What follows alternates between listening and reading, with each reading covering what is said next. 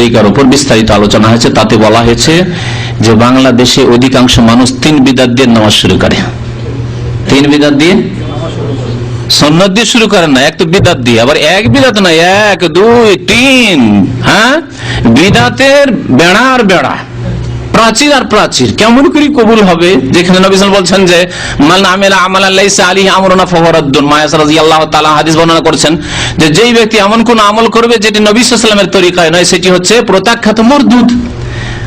আর শুরু করে নামাজ প্রথম নামাইতো পড়ে, উর্দু ভাষায় বলে মাই নিয়াত করতা হুঁ ওয়াস্তে আল্লাহ কে, হ্যাঁ, এরকম করে। বাঙালিরা আবার আরবিতে মুখস্থ করে 6 মাসে 1 বছর ধরে, আর নিয়ত মুখস্থ নেই, সেজন্য ফরজ নামাজ তর করে কুপুরিও করে।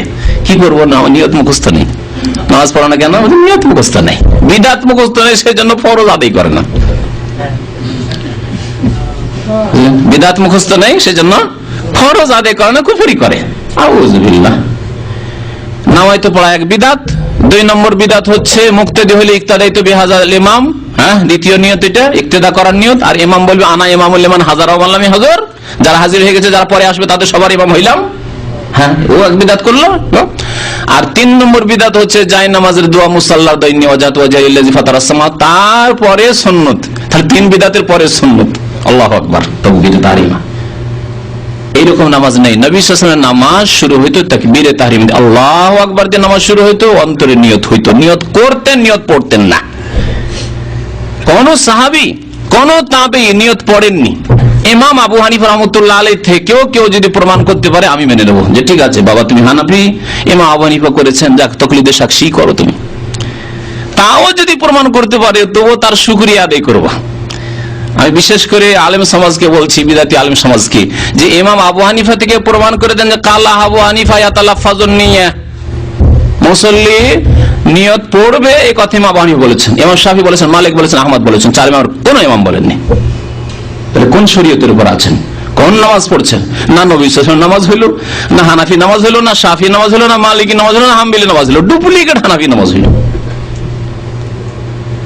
জালিয়াতি, মাযহাবের নামে জালিয়াতি, খবরদার এরকম কাজ করবেন না। তারপরে ইন্নী ওয়াজহাতু ওয়াজহিয়া সম্পর্কে বলেছি, হাদিস পড়ে, 2টি হাদিস মুসলিম শরীফে রয়েছে। নবী সাল্লাল্লাহু আলাইহি ওয়াসাল্লাম ইন্নী ওয়াজহাতু পড়তেন কখনো কখনো কোনখানে? তাকবীরে তাহরিমা দিলেন, তারপরে হাত বাঁধলেন, তারপরে ইন্নী ওয়াজহাতু ওয়াজহিয়া লিল্লাযী ফাতারাস সামাওয়াতি ওয়াল আরযা কখনো পড়তেন, কখনো আল্লাহু বাইত বাইনি ওয়া বাইনা খাতায়া কামা বা'তা বাইনাল মাশরিক ওয়াল মাগরিব, এটা পড়তেন, সহিহ বুখারীতে রয়েছে।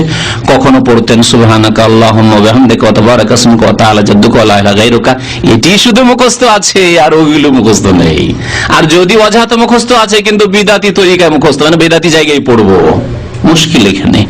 তারপরে নবী সাল্লাল্লাহু আলাইহি ওয়াসাল্লাম এই সানাগুলি, বিভিন্ন সানাগুলি পড়ে বা বিভিন্ন ইস্তেফতার দোয়াগুলি পড়ে, তারপরে সূরা ফাতিহা, আউযু বিল্লাহি মিনাশ শাইতানির বিসমিল্লাহির রহমানির রহিম, তারপর সূরা ফাতিহা পড়তেন। এটি হচ্ছে সুন্নতি তরিকা নামাজে। তাকবীর দিয়ে শুরু হবে আর সালামে শেষ হবে। মিফতাহুস সালাতিত তাহুর ওয়া তাহরিমুহাত তাকবীর ওয়া তাহলিলুহাত তাসলিম।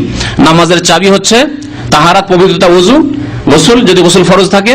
আর তাহরিমা হচ্ছে মানে শুরু করছেন আপনি কি দিয়ে? তাকবীর দিয়ে, আল্লাহু আকবার দিয়ে, ওয়া তাহলিলুহাত তাসলিম। আর সবকিছু হালাল, দুনিয়ার কাজ কথা হালাল হয়ে যাবে।